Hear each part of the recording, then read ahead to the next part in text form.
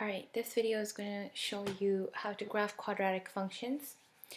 So let's begin with some key points and then jump into an example. This is on your study sheet, so it should be helpful. An upward parabola gives you a minimum, a downward parabola gives you a maximum. The a value on your vertex form is your vertical stretch. The x minus h, the middle part, would be your horizontal shift. Remember, we always do the opposite of what's in the bracket. And then your k value would be your vertical shift. Remember, we always use mapping notation. All you have to do is apply the transformations to the key points. We don't use step pattern because you have too many patterns to concentrate on and it becomes complicated. So now we're going to jump in to our example.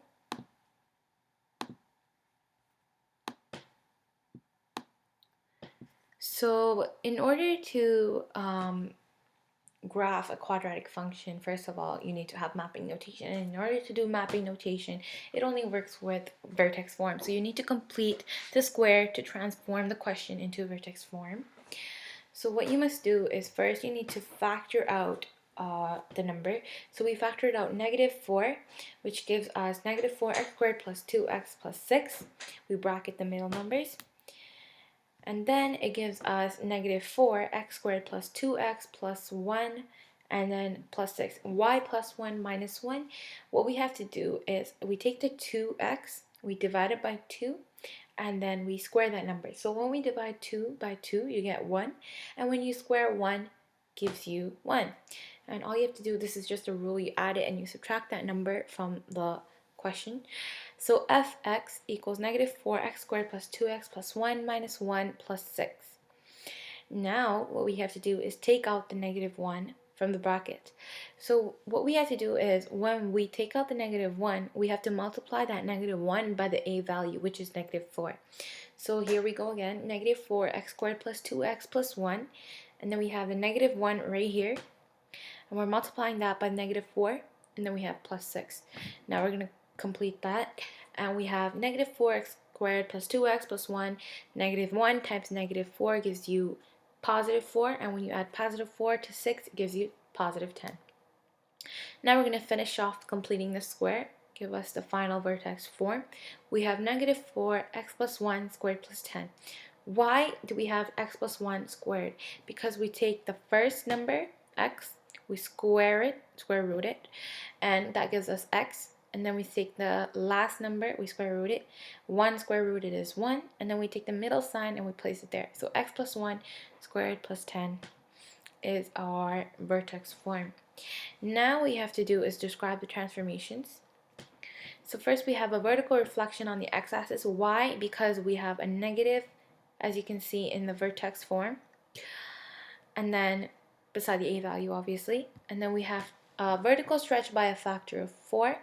As you can see, the a value is 4. Then we have a horizontal shift to the left 1 unit, because we obviously do the opposite as in what is in the bracket. So that's why it's to the left. And then we have a vertical shift up 10 units. As you can see, the k value is going up 10 units. Now we have to do the mapping notation. The mapping notation is basically applying the transformations to the chart. So when we begin, we always have a chart for the quadratic functions, and basic function, quadratic function, our plot points would be -2, 4, -1, 1, 0, 0, 1, 1, and 2, 4. Now what we have to do is apply the transformations, obviously. X minus 1, y, because we're horizontally shifting to the left 1 unit, so you're subtracting 1.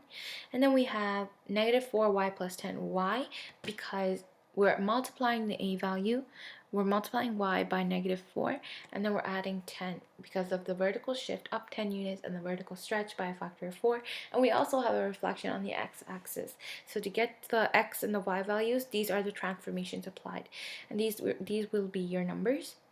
-3 and -6, -2 and 6, -1 and 10, 0 and 6, 1 and -6. Now you'll have a graph. I'm just going to zoom into this so you can see it better.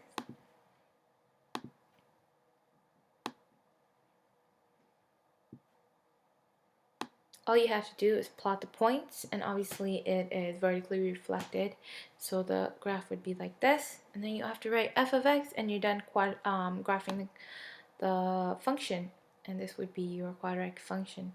So here's the points: -3 and -6, which is off the graph, -2 and 6, which is also on the graph, as you can see right here, and then you have